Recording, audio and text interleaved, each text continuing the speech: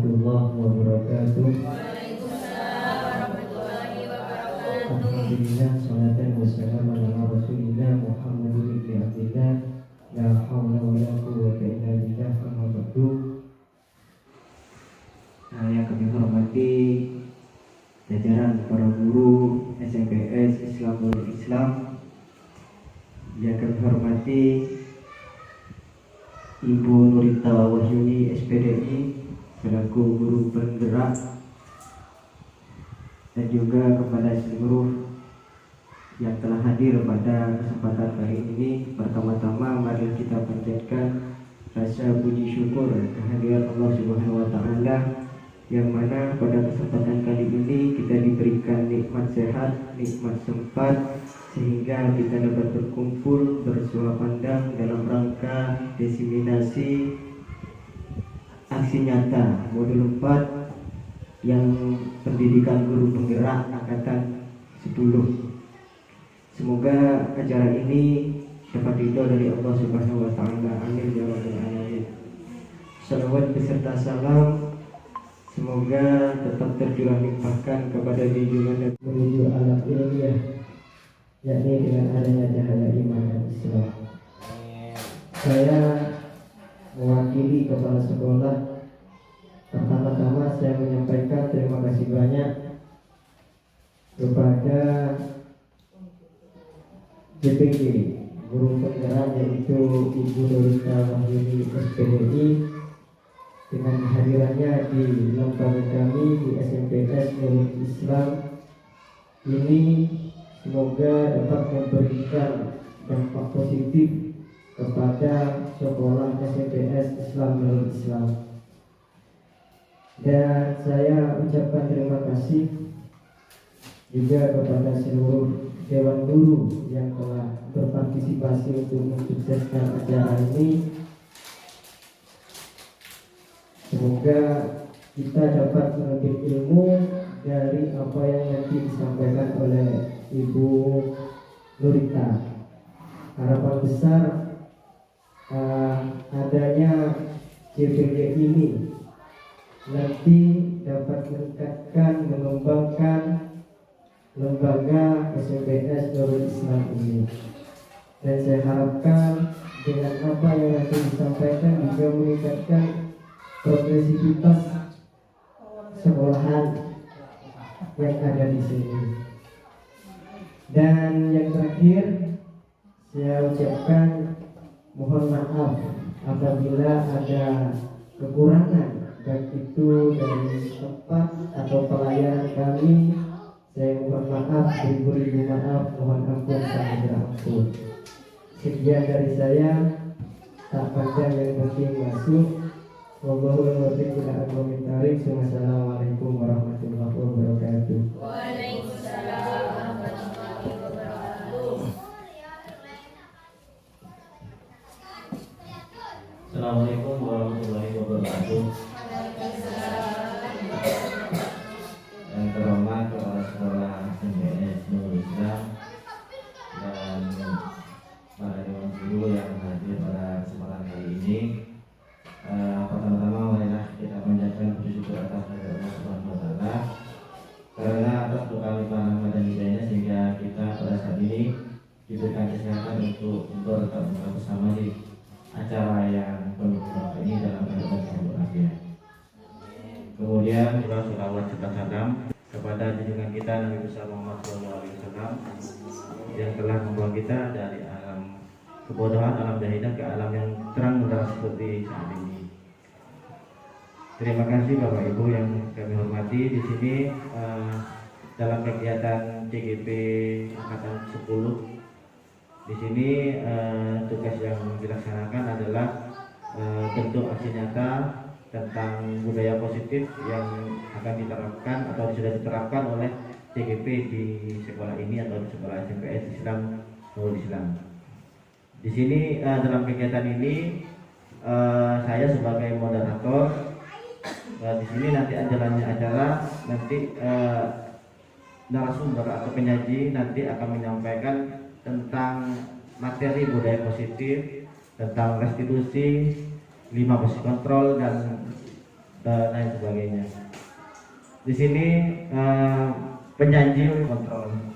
Sebenarnya budaya positif ini kita rasa mungkin materi atau yang seakan-akan asing bagi kita. Tapi sebenarnya budaya positif ini adalah suatu upaya yang bisa dilakukan oleh guru untuk mengatasi setiap permasalahan di kelasnya. Permasalahan bagaimana? Permasalahan yang berhubungan dengan siswa. Di sini di kurikulum Merdeka ini kita sudah tidak zamannya lagi memberikan penghukum pada siswa. Nanti di budaya positif ini bagaimana cara kita mengatasi setiap permasalahan di kelas yang berhubungan dengan siswa tanpa memberikan hukuman, tapi lebih kepada memberikan konsekuensi. Nanti akan dijabarkan lebih luas oleh Ibu Nurita Wahyuni. Dan di situ kita akan diberikan penjelasan bagaimana contoh-contoh penerapan budaya positif di sekolah kita. Jadi ini materi yang sangat bermanfaat bagi kita. Nanti setelah penyaji menyampaikan materi, kemudian akan kita buka dengan 2 sesi pertanyaan. Di sini satu sesi bisa kita buka dengan 2 pertanyaan atau 3 pertanyaan. Kepada penyaji kami persilakan untuk menyampaikan materi. Bismillah, innalhamdulillah, nahmaduhu wa nasta'inuhu wa nastaghfiruh wa na'udzu billahi min shururi anfusina wa min sayyiati a'malina may yahdihillahu fala mudilla lahu wa may yudlil fala hadiya lahu.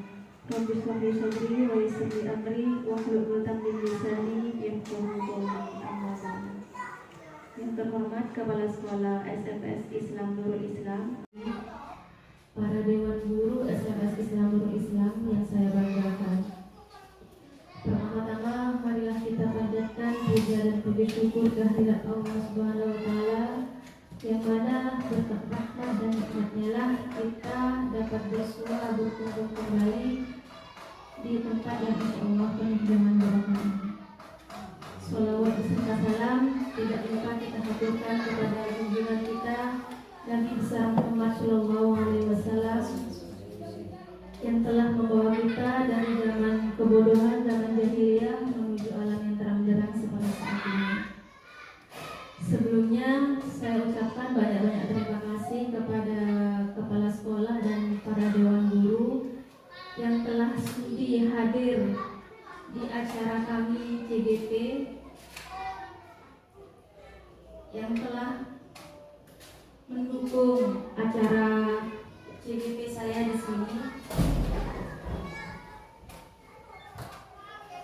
Di sini saya akan mendesiminasikan tentang budaya positif sesuai dengan tugas CGP saya. Jadi mohon bantuan untuk bapak-bapak dan kepala bapak ibu dan kepala sekolah untuk sukseskan acara ini sampai dengan selesai. Baik.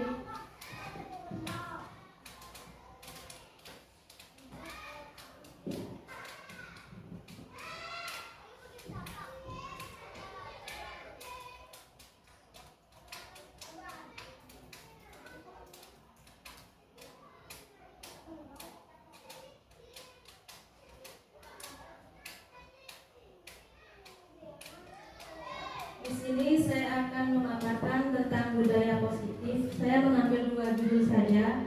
Sebenarnya budaya positif itu ada 6, tapi di sini saya akan menjelaskan 2 judul saja, yaitu posisi kontrol dan segitiga restitusi.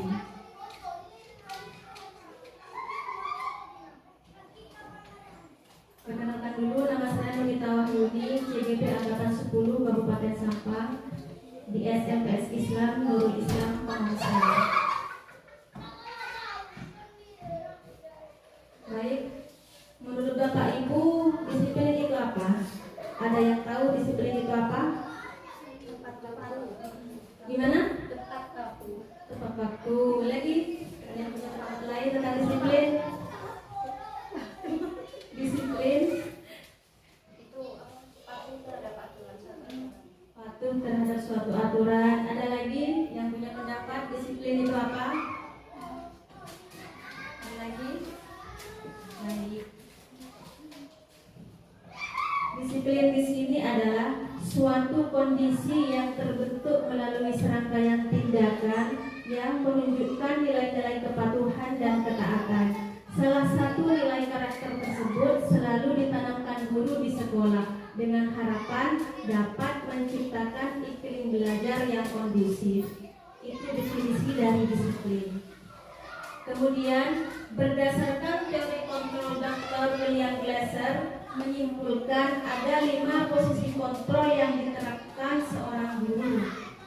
Yang pertama adalah penghukum. Yang kedua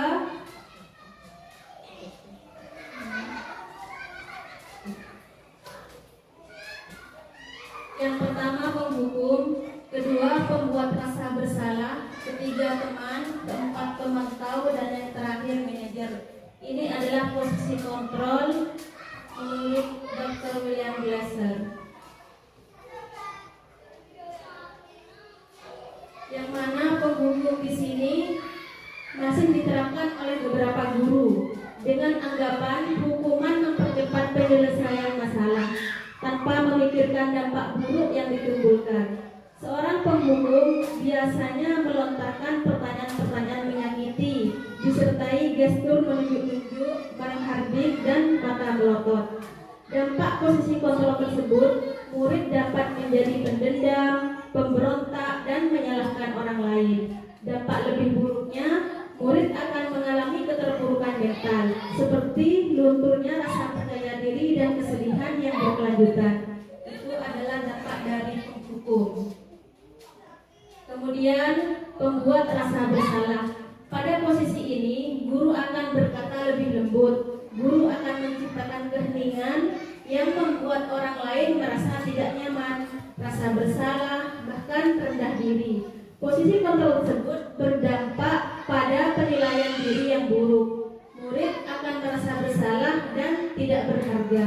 Tidak seperti dampak posisi penghukum, murid dapat menumpahkan segala amarah meskipun dengan cara negatif. Murid dengan perasaan tertekan seperti ini yang tiba-tiba dapat meletus amarahnya sehingga dapat menyakiti diri bahkan orang lain. Ini adalah pembuat rasa bersalah. Kemudian teman, posisi kontrol sebagai teman. Jadi di sini nanti ibu bisa berpikir, bapak ibu bisa berpikir selama ini bapak ibu ada di posisi kontrol yang mana terhadap murid-muridnya. Di sini pada posisi kontrol sebagai teman, guru tidak akan menyakiti murid, namun akan tetap berupaya mengontrol melalui persuasi. Guru akan bersikap akrab, berkata ramah, dengan gestur merapat pada murid dan tersenyum jenaka. Dampak posisi kontrol ini dapat berdampak positif dan negatif. Positif dapat menjalin hubungan baik antara guru dan murid, sedangkan negatif akan muncul rasa ketergantungan murid terhadap guru. Di samping itu, murid akan merasa dikecewakan apabila suatu saat guru tidak dapat membantunya. Hal lain yang dapat timbul yakni murid akan berlaku baik hanya kepada guru tertentu, hanya kepada guru yang terdekat saja, dan akan berlaku semaunya jika bersama guru lain. Itu dampak posisi kontrol sebagai teman. Selanjutnya, posisi kontrol sebagai pemantau. Pemantau atau posisi mengawasi. Ketika mengawasi, guru bertanggung jawab atas perilaku murid-murid yang diawasi. Posisi pemantau berdasarkan peraturan-peraturan dan konsekuensi. Dengan menggunakan sanksi atau konsekuensi, guru dapat memisahkan hubungan pribadi dengan murid. Posisi tersebut berawal dari teori stimulus respon yang menunjukkan tanggung jawab guru dalam mengontrol murid. Seorang pemantau sangat mengandalkan penghitungan, catatan, dan data yang dapat digunakan sebagai bukti atas perilaku seseorang. Akibat dari posisi kontrol ini, murid memahami sanksi yang harus dijalankan karena telah melanggar salah satu tata tertib atau peraturan sekolah. Di sini posisi kontrol sebagai pemantau. Kemudian yang terakhir, posisi kontrol sebagai manajer. Posisi di mana guru melakukan sesuatu bersama murid, mempersilahkan murid mempertanggungjawabkan perilakunya, mendukung murid agar dapat menemukan solusi atas permasalahan sendiri. Pada posisi ini, murid diajak untuk menganalisis kebutuhan sendiri maupun kebutuhan orang lain. Di sini, penekanan bukan pada kemampuan membuat konsekuensi, namun bagaimana dapat berkolaborasi dengan murid dalam memperbaiki kesalahan yang telah dilakukan dengan memosisikan diri sebagai manajer dan akan berdampak negatif bagi penguatan watak atau karakter murid. Di antara kelima posisi kontrol yang sudah saya jelaskan tadi, kira-kira bapak-bapak dan ibu-ibu di sini selama ini memakai posisi kontrol yang mana terhadap anak didiknya? Memakai penghukum apa? Ya, memakai yang mana? Apa membuat rasa bersalah atau menjadi teman? Penghukum, ya, banyak penghukum. Padahal di sini menurut William Glasser ini penghukum ini banyak negatifnya. Bahkan mungkin tidak ada positifnya karena bisa merusak mental anak dan membuat anak lebih berani, bukan lebih takut. Seperti itu. Sampai di sini Bapak Ibu paham?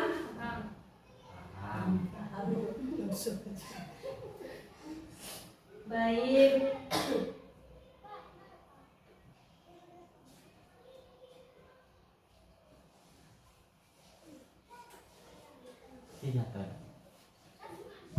Bukti dari tayangan tabel. Selanjutnya, Tabel.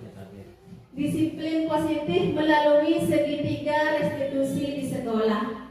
Lihat tabel dulu. Nggak usah.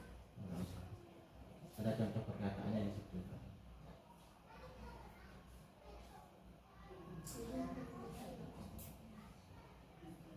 Contohnya sebagai. Di sini ada contoh untuk yang menggunakan posisi kontrol penghukum. Guru menghardik, menunjuk-nunjuk, menyakiti atau menyindir murid. Terus guru berkata, kalau kamu tidak melakukannya, awas ya. Itu kan sebagai ancaman. Itu posisi kontrol penghukum. Dan hasilnya murid itu akan memberontak, menyalahkan orang lain dan berbohong. Kemudian kaitan dengan dunia berkualitas, murid meletakkan guru di luar dunia berkualitas. Terus murid berkata, biarkan saja. Ketika murid sudah dihukum akan berkata seperti itu. Nanti juga marah-marah lagi, kan? Dampak pada murid mengulangi kesalahannya lagi, dihukum lagi, dimarahi lagi, gitu ya. Itu contoh dari posisi kontrol penghukum. Kita lanjut ke disiplin positif melalui segitiga restitusi di sekolah. Bapak Ibu pernah dengar apa itu segitiga restitusi? Belum pernah dengar. Segitiga restitusi. Pernah dengar? Ada yang pernah dengar? Enggak. Segitiganya saja.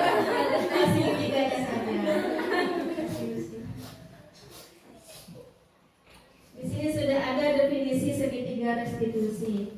Segitiga restitusi ini merupakan proses untuk menciptakan kondisi bagi murid untuk memperbaiki kesalahan mereka, sehingga mereka bisa kembali pada kelompok mereka dengan karakter yang lebih kuat. Di sini penerapan segitiga restitusi ini ada 3. Yang pertama, menstabilkan identitas. Yang kedua, validasi kebutuhan. Dan yang ketiga, menanyakan keyakinan. Jadi di sini ketika murid kita melakukan kesalahan, kita akan melakukan segitiga restitusi untuk mendidik mereka. Yang pertama, menstabilkan identitas tadi ya. Menstabilkan identitas ini untuk membuat anak yang merasa gagal karena berbuat salah menjadi positif terhadap dirinya. Langkah-langkah penerapan segitiga restitusi ini contohnya seperti ini. Jika misalnya ada anak yang memukul temannya karena dia menyontek PR-nya gitu kan, lalu dipukul. Kemudian sang guru memanggil murid tersebut yang memukul tersebut, dan jangan langsung menghukum, bukan seperti itu. Ini di segitiga restitusi dijelaskan bahwa murid dipanggil dulu, ditanyakan kesalahannya, kemudian guru itu berkata, berbuat salah itu memang manusiawi, tidak ada manusia yang sempurna. Ibu pun juga pernah berbuat salah. Kita pasti bisa menyelesaikan permasalahan ini. Di sini ibu memanggil kamu bukan untuk menyalahkan atau mencari yang benar dan yang salah, akan tetapi untuk menyelesaikan masalah. Kalau kamu menyalahkan dirimu sendiri terus-menerus, apakah kamu bersikap baik pada dirimu sendiri? Itu adalah menstabilkan identitas. Jadi memang setelah anak itu mengakui kesalahannya, kita jangan langsung menyalahkan, dan identitasnya tetap, intinya anak itu tidak terpuruk dengan kesalahannya sendiri. Kita stabilkan dulu identitasnya dengan perkataan seperti itu. Sampai di sini paham? Paham Bu? Baik, selanjutnya langkah-langkah penerapan segitiga restitusi, validasi kebutuhan. Validasi kebutuhan di sini membantu murid mengenali kebutuhan dasar yang ingin dipenuhinya ketika melakukan kesalahan itu. Pada dasarnya, setiap tindakan manusia tujuannya adalah memenuhi kebutuhan dasar. Apakah itu penguasaan, kebebasan, kasih sayang, dan rasa diterima, kesenangan, atau bertahan hidup. Di sini contohnya langkah-langkah penerapannya. Setelah murid distabilkan identitasnya, kemudian guru menanyakan, murid melakukan kesalahan pastinya ada alasannya. Lalu guru menanyakan, kenapa kamu memukul temanmu tersebut? Kenapa? Pasti ada alasannya. Itu termasuk validasi kebutuhan. Kamu bisa saja kan melakukan hal yang lebih buruk, tapi kamu tidak melakukannya kan? Kamu pasti punya alasan mengapa melakukannya. Kemudian, apa yang penting bagi kamu? Kamu boleh tetap berusaha menjaga sikap, tapi tambahkan sikap yang lain. Intinya, kamu boleh marah terhadap temanmu, tapi tidak harus memukul. Kamu bisa saja melaporkan ke wali kelas atau ke kepala sekolah, seperti itu ya Ibu ya. Terus, maukah kamu belajar cara lain untuk mendapatkan yang kamu butuhkan tanpa harus memukul? Apakah kamu bisa melakukan dengan lebih baik besoknya lagi?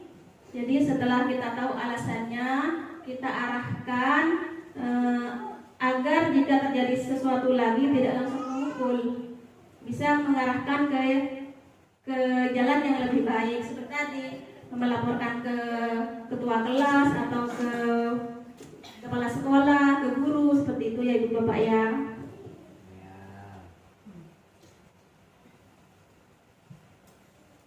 Kemudian segitiga restitusi yang terakhir yaitu menanyakan keyakinan.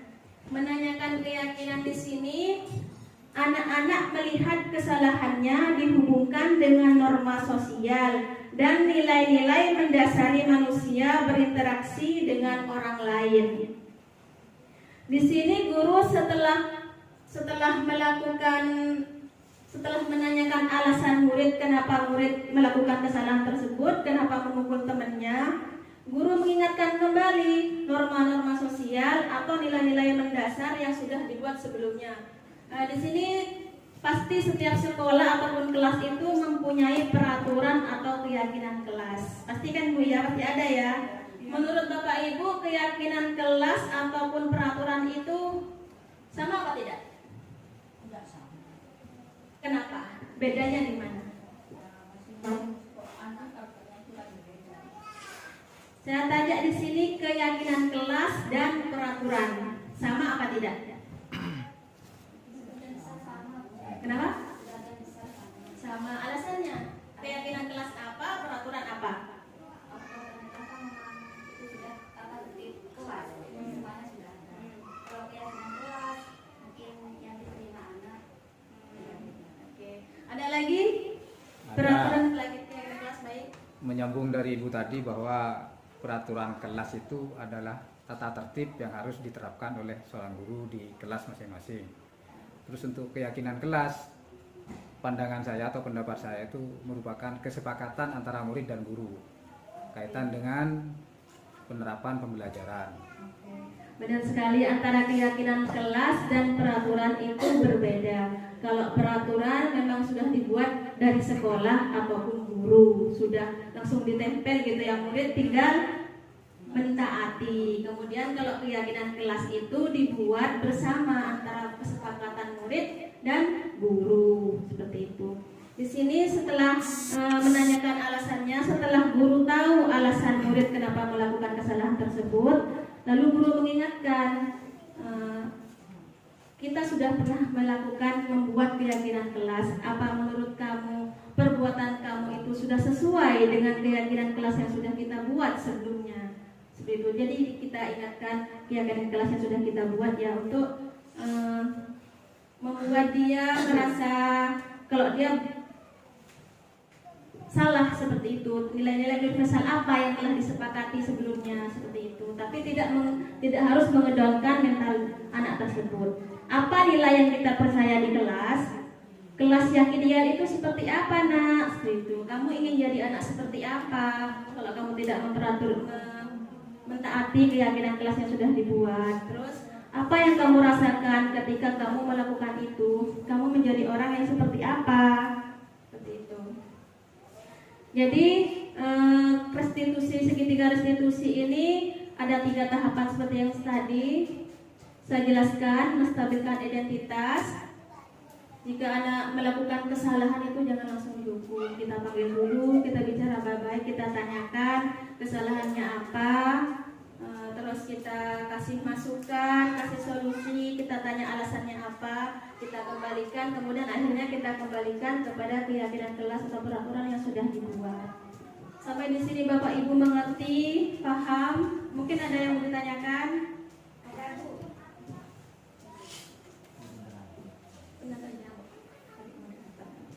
Oke, kalau sudah selesai untuk sesi pertanyaan, saya kembalikan kepada moderator.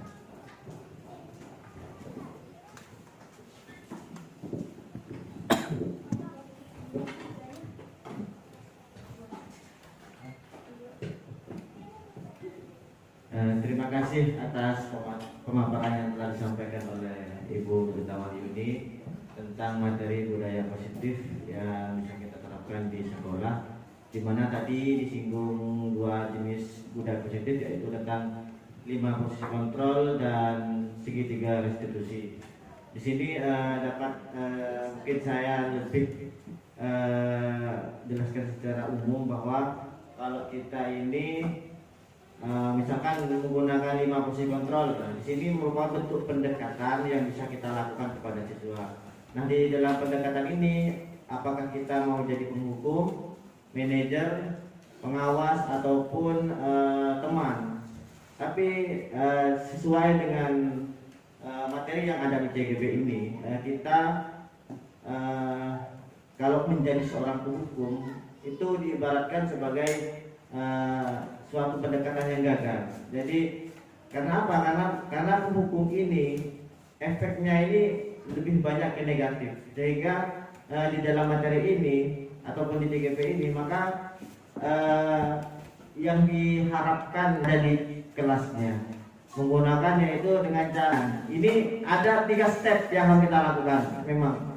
Jadi kalau kita sudah mau menerapkan segitiga ini, kita harus paham dulu 3 tahap ini. Yang pertama, kita ingat, kita perlu menstabilkan dulu identitasnya. Jadi ketika menemukan siswa yang bermasalah, kita memang perlu untuk agar siswa ini merasa bahwa dirinya ini adalah bagian dari sekolah itu. Jadi stabilkan dulu identitasnya, dia itu sebagai apa, kemudian berikan suatu rujukan agar mereka merasa bahwa apa yang mereka lakukan ini salah. Kemudian validasi kebutuhan. Validasi kebutuhan ini merupakan suatu bentuk verifikasi ataupun konfirmasi terhadap tindakan yang dilakukan oleh siswa tersebut. Apakah tindakan ini salah atau benar, tapi menggunakan cara-cara restitusi.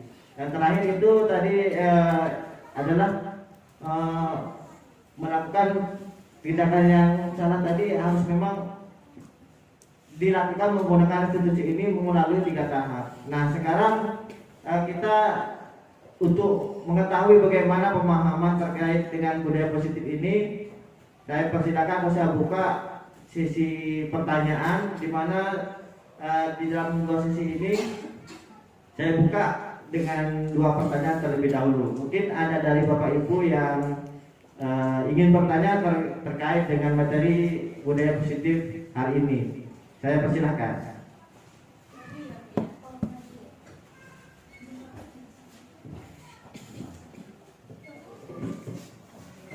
Pertanyaannya, apa pembelajaran yang bisa diambil dari segitiga restitusi yang Anda paparkan tadi? Terima kasih.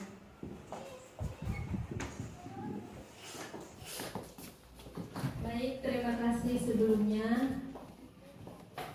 Segitiga yang saya paparkan tadi tentang segitiga restitusi yang menstabilkan identitas, validasi kebutuhan, dan menanyakan keyakinan dalam konteks disiplin positif membuat anak-anak memahami bahwa tindakan mereka memiliki konsekuensi. Jadi masing-masing tindakan murid itu memiliki konsekuensi, baik itu positif maupun negatif.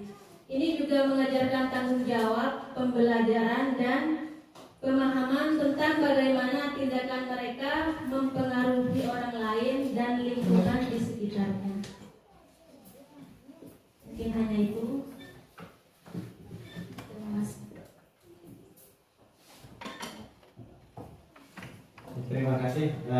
Tadi sudah dijelaskan oleh pemateri tentang pertanyaan dari peserta, di mana tadi secara umum yang disampaikan oleh penyaji ini adalah setiap budaya positif ini ada dampak positif dan negatifnya. Jadi kalau kita menerapkan budaya positif yang benar, maka pembelajaran yang bisa kita ambil adalah kita bisa memperbanyak hal positif yang bisa kita temukan di sekolah ini, baik itu dalam aspek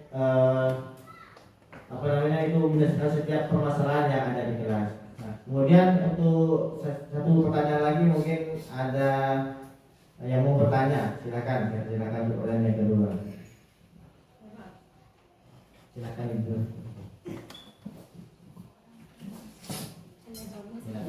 Apa lagi?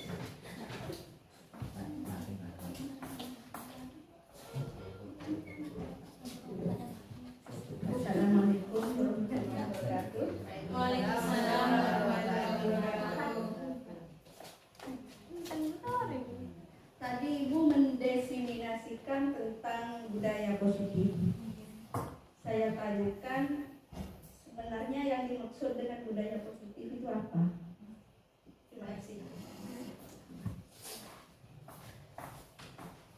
Baik, saya lupa menjelaskan di awal tadi, soalnya langsung ke pokoknya. Saya hanya menjelaskan posisi kontrol dan segitiga restitusi. Di sini judul diseminasi saya budaya positif pendidikan guru penggerak angkatan 10. Budaya positif di sini adalah nilai-nilai, keyakinan-keyakinan dan kebiasaan di sekolah yang berpihak pada murid. Hal itu dilakukan agar murid dapat berkembang menjadi pribadi yang kritis, penuh hormat, dan bertanggung jawab. Mungkin hanya itu. Terima kasih.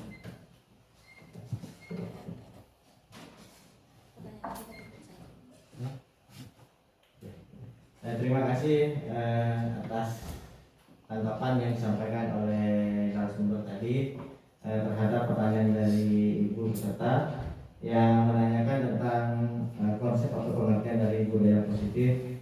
Yang dijelaskan oleh pemateri tersebut adalah budaya positif merupakan sekelompok ataupun nilai-nilai ataupun kebajikan yang diterapkan kepada siswa di kelas untuk mengatasi setiap permasalahan yang ada. Di sini sebenarnya budaya positif ini adalah umumnya atau konsep utamanya adalah budaya positif. Dari budaya positif ini kemudian diturunkan kembali menjadi 5 posisi kontrol, keyakinan kelas, kemudian segitiga restitusi, kemudian nilai-nilai kebajikan. Di situ 5 hal tersebut merupakan hal yang memang disebut budaya positif, sehingga kita kalau menerapkan, misalkan kita menerapkan segitiga restitusi misalkan, di situ secara tidak langsung bahwa kita sudah menerapkan budaya positif di sekolah. Jadi budaya positif ini mencakup beberapa hal tersebut. Kemudian di sini yang dijelaskan oleh pemateri, dia menyampaikan bahwa tadi yang dijelaskan adalah tentang 5 posisi kontrol, kemudian segitiga restitusi. Nah, dalam materi ini sangat bisa kita ambil pelajaran penting bahwa apabila kita benar-benar menerapkan di sekolah, kita sini akan semakin bisa mengetahui potensi siswa. Dengan itu kita bisa mengatasi setiap permasalahan yang ada di kelas, baik itu terhadap siswa maupun terkait pembelajarannya, sehingga kita memang mau tidak mau, memang secara tidak langsung kita perlu menerapkan budaya positif, meskipun budaya positif ini masih baru bagi kita, baru terdengar. Tapi kedepannya, karena kurikulum Merdeka ini memang masih tahap awal, kita belum bisa memahami secara luas.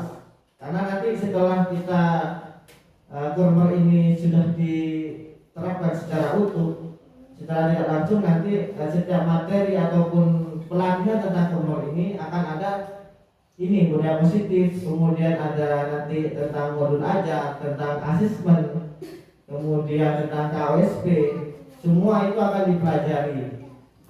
Di sini untuk Sampang memang progres untuk yang menerapkan budaya kurikulum Merdeka ini sudah 99%.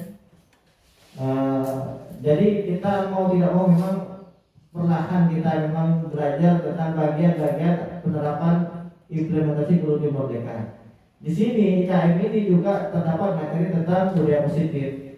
Nah, untungnya di dalam CGP ini kita sudah belajar duluan tentang budaya positif, sehingga nanti kalau kita dipanggil ataupun diajak oleh dinas terkait untuk mempelajari budaya positif, kita sudah punya gambaran. Oh, budaya positif ini seperti ini. Karena di CGP ini adalah materinya lebih awal disampaikan. Karena nanti setelah ini sejak budaya positif, kemungkinan nanti juga akan ada materi tentang diferensiasi. Jadi kemungkinan semua materi yang berhubungan dengan kurmer ini akan dipelajari ataupun diajari terlebih dahulu oleh para JGP. Nah, untuk khusus JGP, khusus untuk budaya positif ini memang meskipun baru, tapi memang bisa kita terapkan yang paling mudah saja, yaitu keyakinan kelas. Keyakinan kelas ini merupakan suatu bentuk kesepakatan antar murid dan guru, di mana kesepakatan kelas ini tidak perlu memaksakan suatu aturan kepada siswa. Ibaratnya kita menawarkan apa yang ingin kita sepakati di kelas. Misalkan kita di ajaran kelas ini tidak ada istilah jangan terlambat, jangan mengambil jangan mengambil dilarang buang sampah, ataupun ada kata-kata jangan dilarang, itu sudah tidak ada di keyakinan kelas. Jadi keyakinan kelas ini bersifat positif. Jadi kalau kita ingin menerapkan jangan telat, nanti kata-kata yang bisa kita masukkan adalah siswa masuk tepat waktu. Jadi jangan menggunakan kata jangan. Jadi kita bisa menggunakan siswa datang tepat waktu. Kemudian misalkan ada siswa yang sering buang sampah, nanti kita bukan menggunakan kata jangan buang sampah sembarangan. Nah, kita bisa menggunakan kata buang sampah ke tempatnya gitu. Jadi seperti itu keyakinan kelas itu hal yang paling mudah terlebih dahulu. Karena setelah kita paham tentang keyakinan kelas ini, kita sudah menerapkannya, nanti kita baru akan beralih kepada segitiga restitusi. Segitiga restitusi ini memang kita harus paham 3 stepnya. Yang pertama itu menstabilkan identitas, validasi tindakan, kemudian menanyakan keyakinan.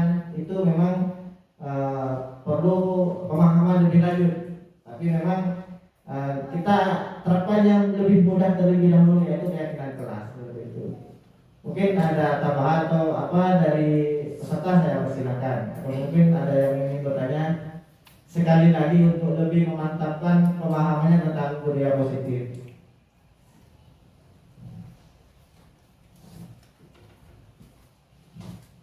Kita tanya lagi. Oh ya, silakan.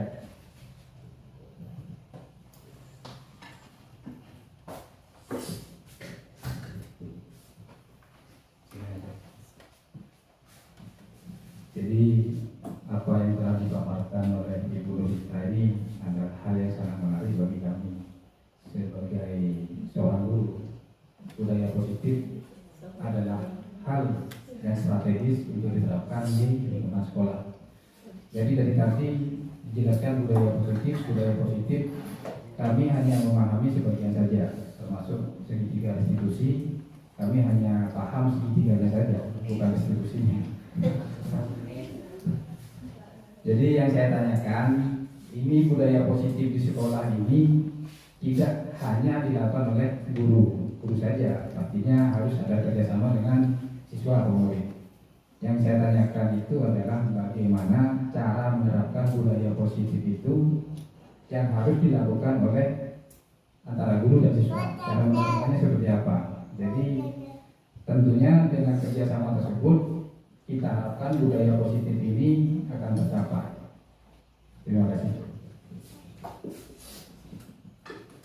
Terima kasih untuk pertanyaannya. Saya coba menjawab sedikit saja, nanti mungkin ditambahkan sama Pak Waki.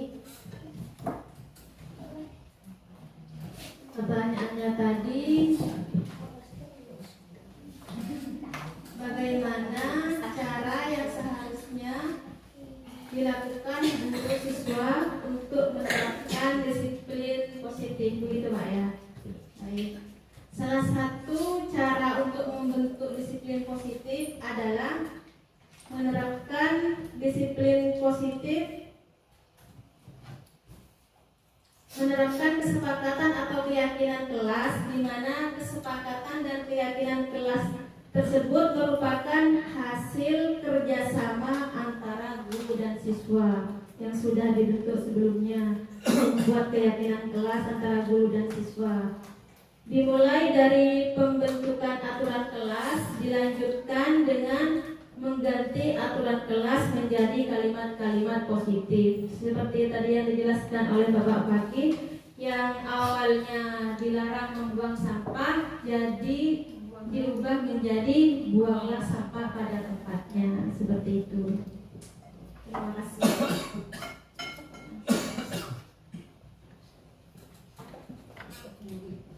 Oke, terima kasih atas pertanyaan yang telah disampaikan oleh Pak peserta. Kemudian tadi sudah dijawab secara umum oleh pemateri bahwa budaya positif atau disiplin positif ini kita awali dengan keyakinan kelas. Di sini tadi sudah memang saya jelaskan secara umum bahwa penerapan budaya positif di sekolah ini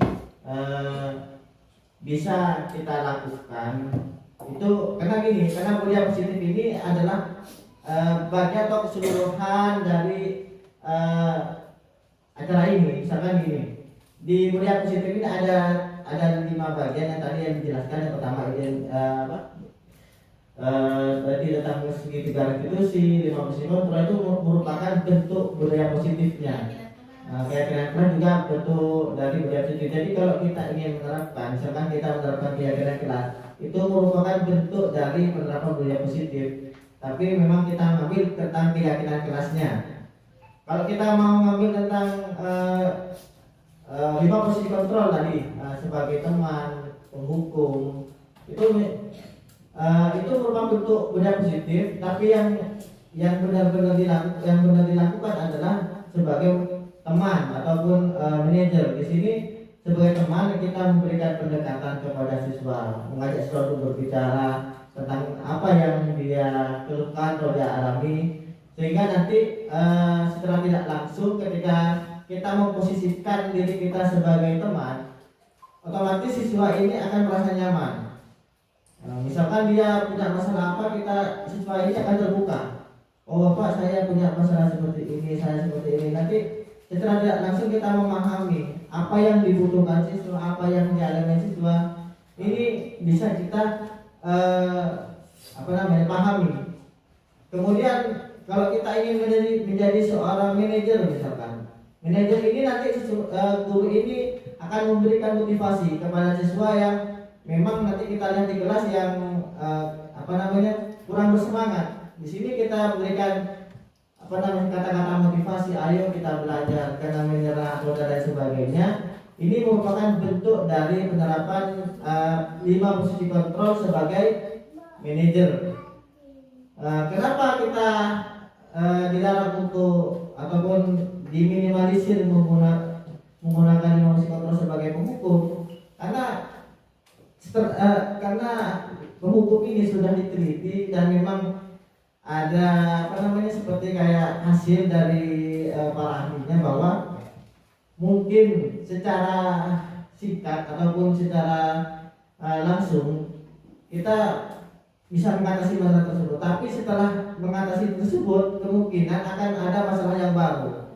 Karena siswa ini ketika dihukum memang dia berhenti sebentar, tapi bukan selamanya. Karena ketika mereka dihukum memang akan memberikan efek, tapi setelah mereka selesai dihukum, kemudian di kemudian hari mereka mengalaminya lagi, mereka tidak akan takut dan cenderung lebih berani dan akan melakukan berbagai cara untuk lolos dari hukuman tersebut. Misalkan kalau kita ada siswa yang dihukum berdiri di depan kelas, kalau kita siswa tersebut bolos atau telat, nah setelah itu kalau kita di hari berikutnya siswa tersebut bolos lagi atau telat lagi, mereka akan berupaya misalkan duduk dulu di mana ya, duduk dulu melihat gurunya, masuk ke kantor dulu, nanti masuk gitu.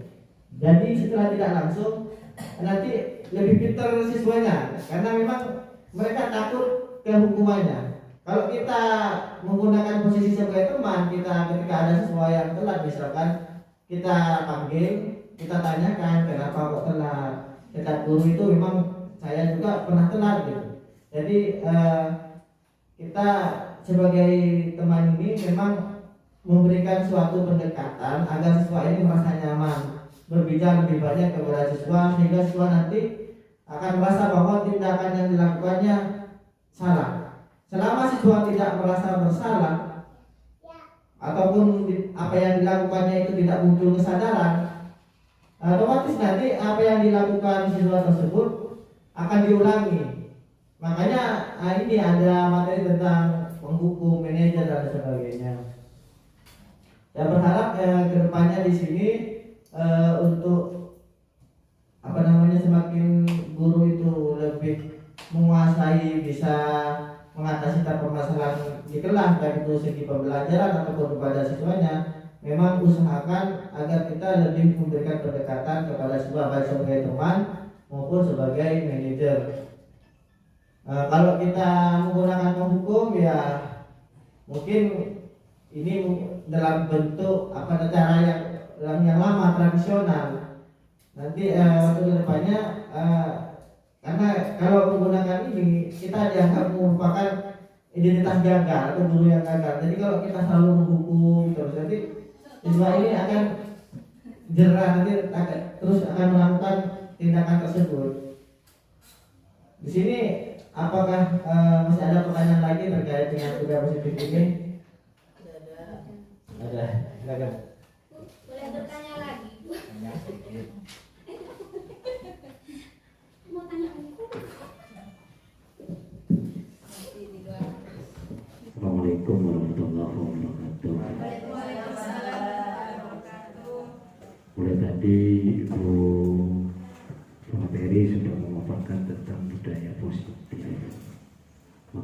itu saya ingin menanyakan tentang masalah guru, bagaimana cara guru untuk mengontrol murid dan kedisiplinan murid itu. Seperti itu aja.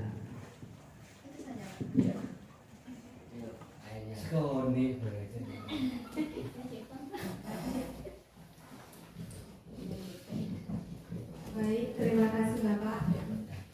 Di sini pertanyaan dari Bapak Sunardi, bagaimana peran guru dalam mengontrol dan menanamkan sikap disiplin kepada murid, ya Pak ya? Guru kelas mendidik dan memberikan contoh secara langsung kepada siswa tentang disiplin. Misalnya dengan mematuhi aturan sekolah seperti datang tepat waktu. Jadi guru datang duluan sebelum murid datang ya. Ya Bu ya. Iya, kasih contoh dulu. Ya. Kemudian berpakaian rapi gitu ya. Dari ibu bapak dulu berpakaian rapi, pakai sepatu. Jadi nanti siswa-siswanya mengikuti ya Bapak Ibu ya. Kalau Bapak Ibu tidak pakai sepatu, lalu siswa disuruh pakai sepatu, ya nggak mungkin mau.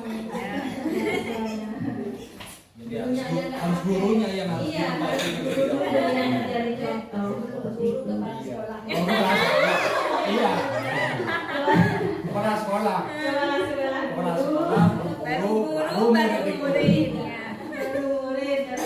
Sebelum murid datang ya Bapak ya, pakai sepatu, berpakaian rapi, terus tidak berperilaku buruk, yang menyimpang dengan nilai. Kalau di sini kayaknya gurunya kepala sekolahnya utamanya harus nyiram bunga dulu atau bakau dulu. Oh gitu. Enggak salah duha dulu, Pak. Dicontoh oleh guru-guru yang lain, belajarnya akhiran. Oh gitu. Baru datang nanti jam 9 hari sholat tembakau ya. Ya, Pak Sunardi itu Bu. Kadang masuk, kadang enggak ya Bu. Kadang hilang, kadang muncul. Wah, bukan. Iya. Tidak berperilaku buruk yang menyimpang dengan nilai dan norma masyarakat serta tata tertib sekolah. Seperti itu Bapak. Terima kasih.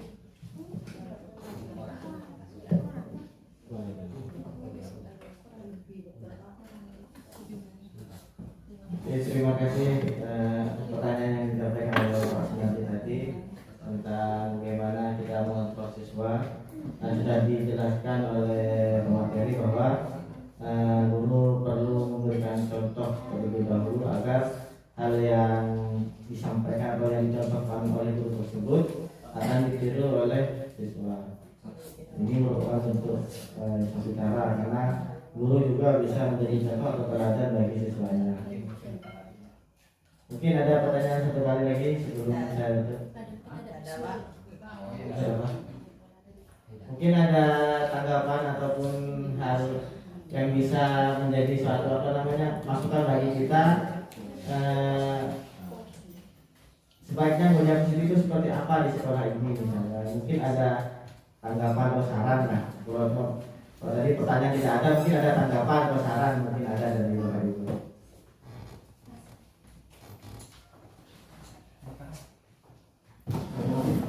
Silakan Bu, ada saran atau tanggapan.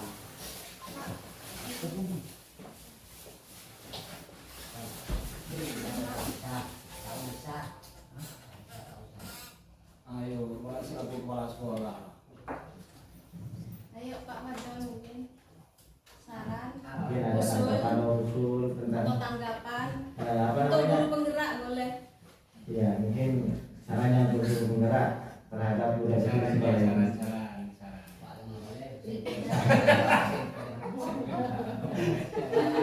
Saya beri saran dulu. Oh iya. Ada Bu. Sudah. Tanggapan.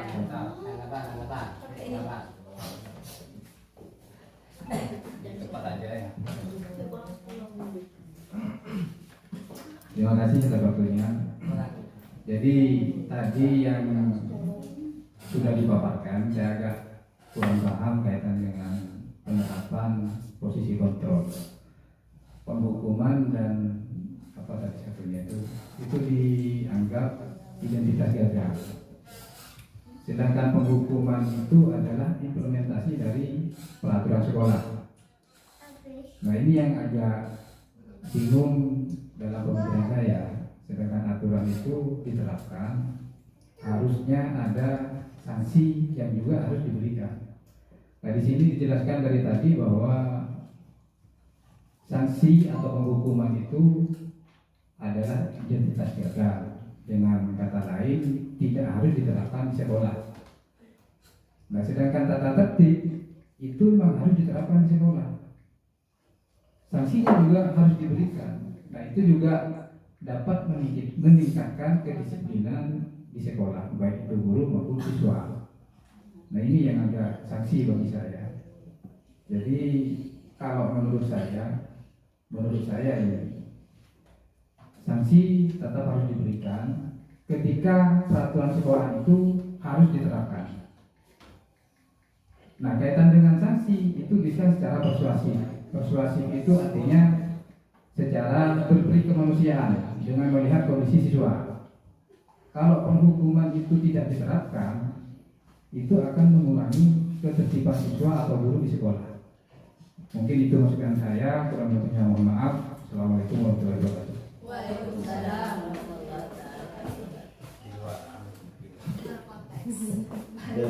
Terima kasih Bapak. Saya coba menanggapi sedikit saja. Sebenarnya di sini saya hanya menjelaskan dua judul dari budaya positif seperti tadi, posisi kontrol dan segitiga restitusi. Dan untuk menghukum konsekuensi dan Bentar dulu Bu, itu bukan pertanyaan, cuma tanggapan aja. Saya menanggapi. Tidak perlu dijawab. Saya menanggapi juga biar itu apa lebih jelas. Itu berhubungan dengan budaya positif yang lain. Budaya positif itu ada 5, tapi saya di sini hanya menjelaskan 2 saja.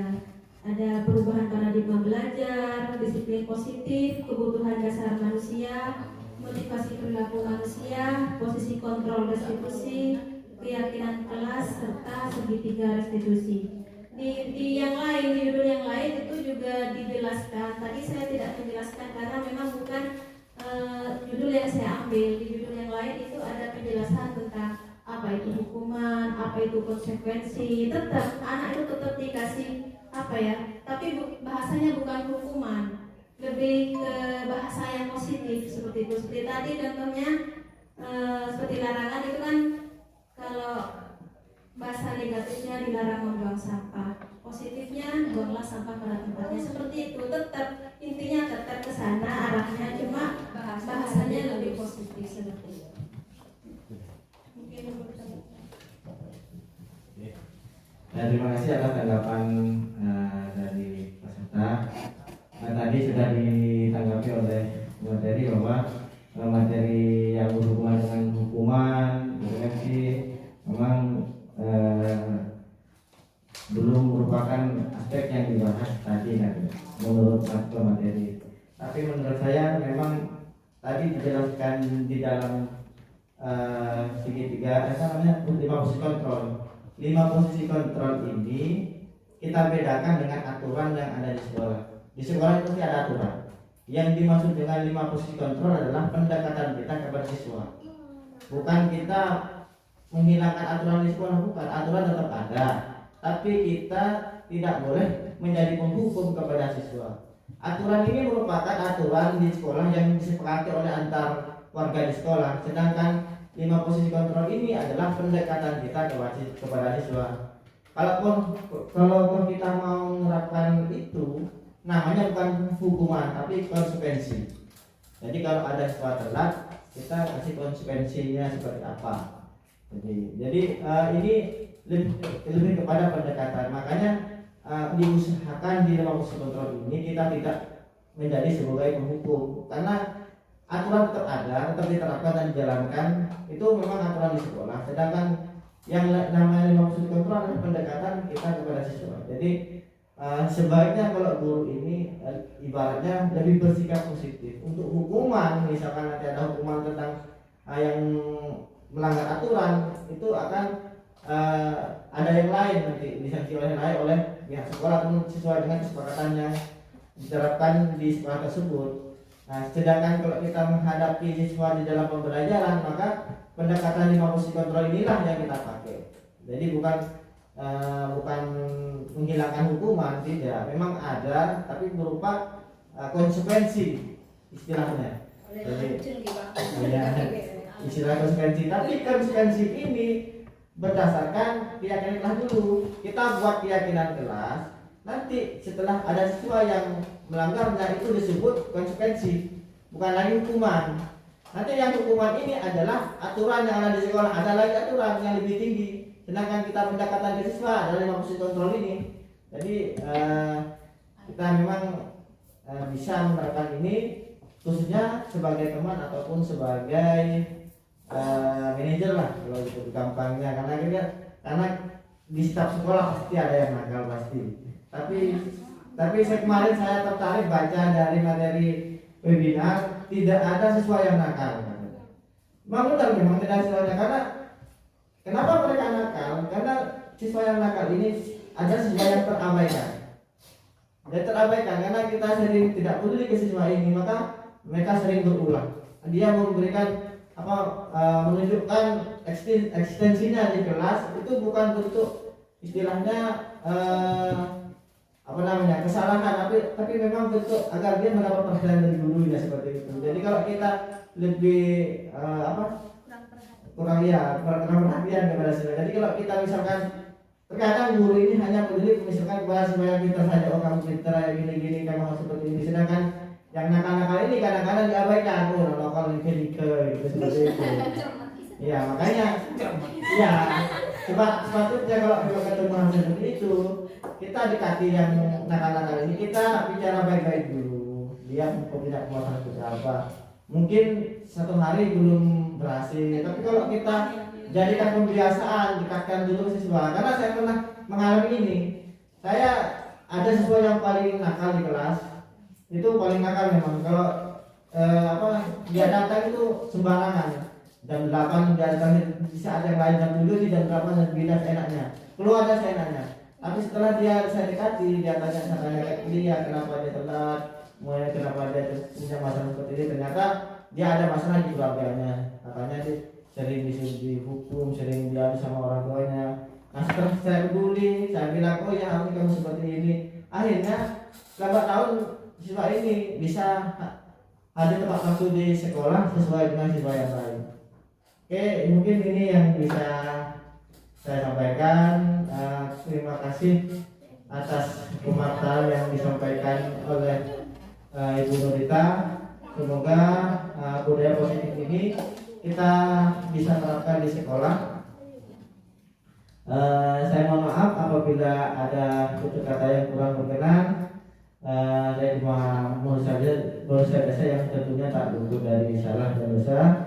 Saya akhiri pertemuan kita hari ini dengan ucapan Assalamualaikum warahmatullahi wabarakatuh. Waalaikumsalam warahmatullahi wabarakatuh. Bapak Fadol doa. Terakhir doa Bapak. Oh ya, terakhir kita tutup dengan doa. Bismillahirrahmanirrahim.